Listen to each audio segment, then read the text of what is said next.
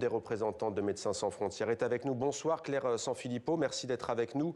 En ce 1er janvier, vous êtes responsable des urgences pour Gaza à MSF. Quelle est votre réaction à cette décision des autorités israéliennes ? Bonsoir, écoutez, effectivement, le 30 décembre dernier, les autorités israéliennes nous ont informé de la révocation de l'enregistrement que nous avions. Nous attendons donc le renouvellement de cet enregistrement pour opérer à Gaza et en Cisjordanie. Ne pas pouvoir continuer à travailler ni à Gaza ni en Cisjordanie serait évidemment profondément choquant et inimaginable compte tenu de l'ampleur des besoins humanitaires.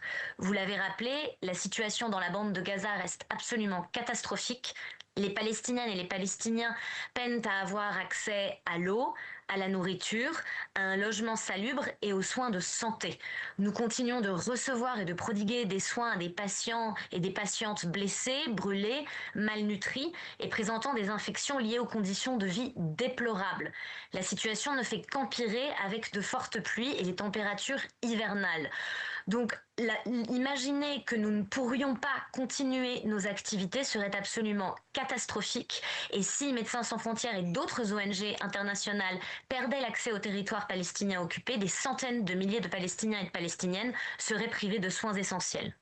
Que vous reproche exactement Israël ? Eh bien, notamment d'avoir au sein de vos équipes dans l'enclave palestinienne, donc à Gaza, des membres du Hamas. C'est déjà le reproche qui a été fait à l'UNRWA. Cela n'a jamais été prouvé. Qu'en est-il sur cette accusation ? Que répondez-vous et que comptez-vous faire pour vous défendre de cette accusation ? Alors effectivement, les autorités israéliennes nous ont publiquement accusés du fait que certains membres de notre personnel auraient des liens avec des groupes armés, sans donner aucune preuve.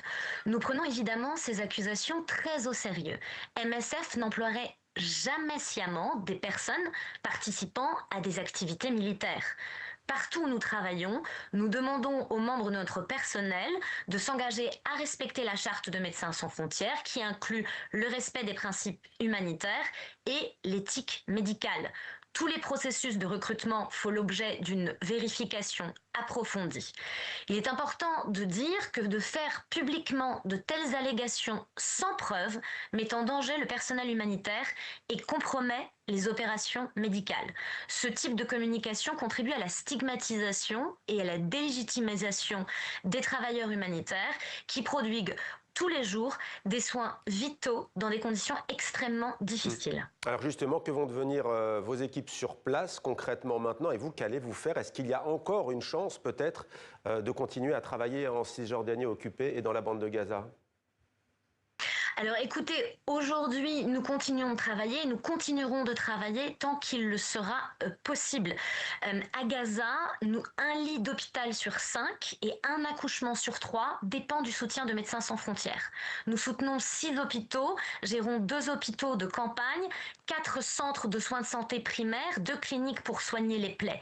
Pour la seule année de 2025, nous avons réalisé près de 800 000 consultations externes, pris en charge plus de 100 000 cas de traumatisme et distribué près de 700 millions de litres d'eau, pour vous donner une idée de l'ampleur de nos activités. Il serait donc catastrophique de ne pas être autorisé à continuer ces activités et nous appelons instamment les autorités israéliennes à veiller à ce que Médecins sans frontières et les autres organisations non gouvernementales internationales soient enregistrées pour pouvoir continuer ces activités absolument indispensables en Cisjordanie et à Gaza. Merci beaucoup Claire Sanfilippo, donc responsable des urgences pour Gaza à Médecins sans frontières, qui fait partie donc de ces 37 ONG déclarées persona non grata par Israël.